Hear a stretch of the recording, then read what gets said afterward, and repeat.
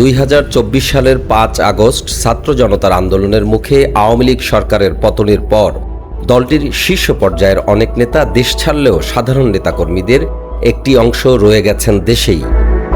পরবর্তী সময়ে দলটির বিরুদ্ধে নানা বিতর্কিত কর্মকাণ্ডের অভিযোগ এবং আদালতের নিষেধাজ্ঞার কারণে বন্ধ হয়েছে আওয়ামী লীগের সব ধরনের রাজনৈতিক কর্মকাণ্ড।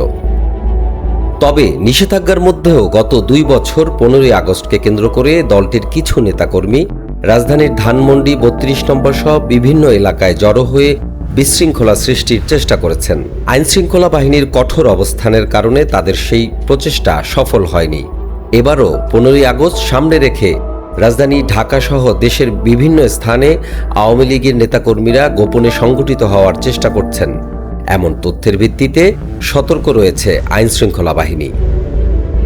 শুক্রবার রাত থেকেই রাজধানীর গুরুত্বপূর্ণ এলাকাগুলোতে বাড়ানো হয়েছে নিরাপত্তা। বিশেষ নজরদারিতে রাখা হয়েছে ধানমন্ডি 32 নম্বর এলাকা।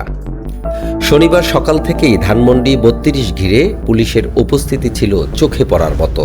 যে কোনো ধরনের জমায়েত, মিছিল কিংবা অপ্রীতিকর পরিস্থিতি ঠেকাতে প্রস্তুত রয়েছে আইনশৃঙ্খলা বাহিনীর সদস্যরা।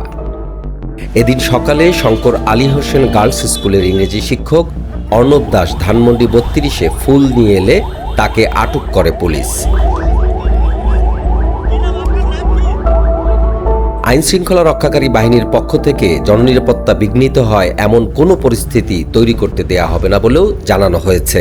যাকে আটক করা হয়েছে তার নাম অর্ণব দাস। উনি যুবলীগের সক্রিয় সদস্য। ওনার গ্রামের বাড়ি টাঙ্গাইল। আমরা এটুকু পর্যন্ত এখন জানতে পারছি। আমরা বিস্তারিত ওনাকে জিজ্ঞাসাবাদ করে জেনে নেব। আপনাকে জানাবো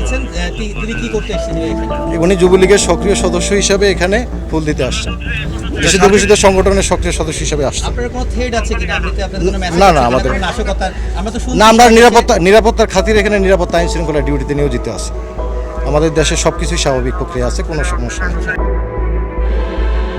রিয়াদ খান, আয়না টেলিভিশন, ঢাকা।